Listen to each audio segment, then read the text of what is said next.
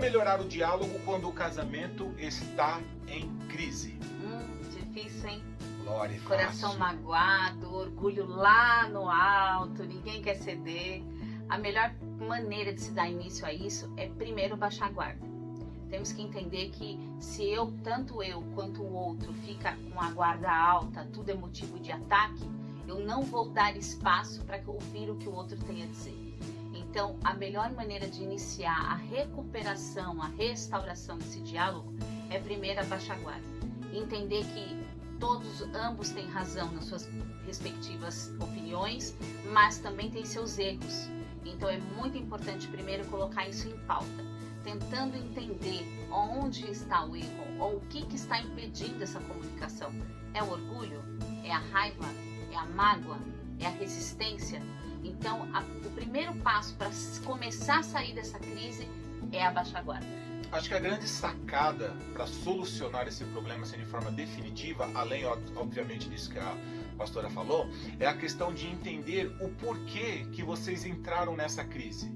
O porquê que vocês deixaram de conversar, uma vez que, sei lá, momentos atrás ou dias atrás vocês estavam tão bem em sua comunicação.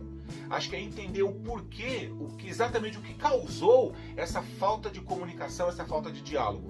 Porque uma coisa é muito certa, se essa comunicação assertiva, que a gente vai falar um pouquinho depois sobre isso, que deveria acontecer, não está acontecendo, está tendo uma comunicação agressiva, ou algum está usando algum tipo de artifício para evitar confrontar o problema que os levou a não dialogar da forma correta, é exatamente isso que precisa ser atacado.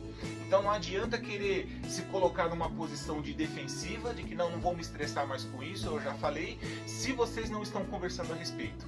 A principal alternativa não, na verdade a principal solução, que a gente sempre coloca isso nas pautas dos aconselhamentos, é sentem e resolvam. Vocês são casados, vocês são adultos e não existe motivo para ir postergando isso para... A gente conhece casais que às vezes por algumas discussões, principalmente no momento do casamento em crise, né, que é a pergunta em questão, eles ficam dias, às vezes semanas sem se falarem, porque algo que ocasionou essa crise, e a gente entende que não é um único item que faz o casamento entrar numa crise, é uma sequência de atos ou palavras que foram ditas de maneiras incorretas, mas que infelizmente fizeram uma somatória e este casal não está desfrutando daquilo que é bênção do Senhor para suas casas. Então não perca mais tempo ficando com birra, fazendo manha e deixando isso fluindo de forma negativa. Acaba logo com isso, resolve, chama a pessoa, senta, tenha um diálogo muito tranquilo e um copo d'água na mão.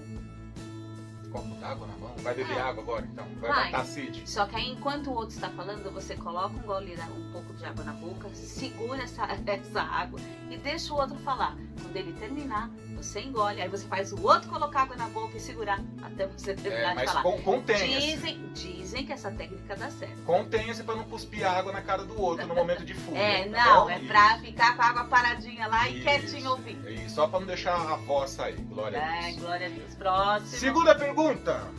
Como ter um casamento, como ter uma comunicação assertiva dentro do relacionamento? Querido, antes de mais nada, o que é uma comunicação assertiva? Comunicação assertiva é todo tipo de comunicação em que ela é objetiva, em que ela é clara e que a outra pessoa entenda a mensagem que você quer passar para ela. Tanto homem para mulher, como mulher para homem.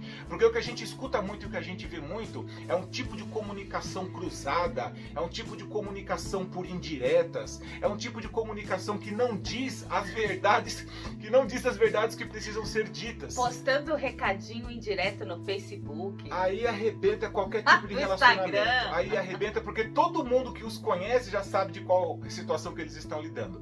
Então, na verdade, a comunicação assertiva é você ser claro e preciso naquilo que precisa ser dado como informação para o seu cônjuge, de forma que ele entenda sem muitos rodeios, sem ser uma pessoa prolixa, que é aquela que fala demais e no final das contas, o que você quis dizer com isso? Então, para que você não seja isso, é você entender a mensagem que em alguns minutos, em poucos minutos, você pode passar para o seu cônjuge e ser assertivo e ser determinado naquilo que você pretende fazer com que ele entenda daquele problema ou questão que vocês precisam definir e resolver. Não existe, na nossa opinião, e nós já estudamos muito sobre isso, não existe um outro modelo de comunicação que funcione diferente da assertiva. Porque qualquer outra você vai dar voltas ou vai ser incompleto na mensagem que você precisa passar para o outro e no final das contas vocês não vão resolver nada. E dentro dessa comunicação, tome cuidado com algumas expressões.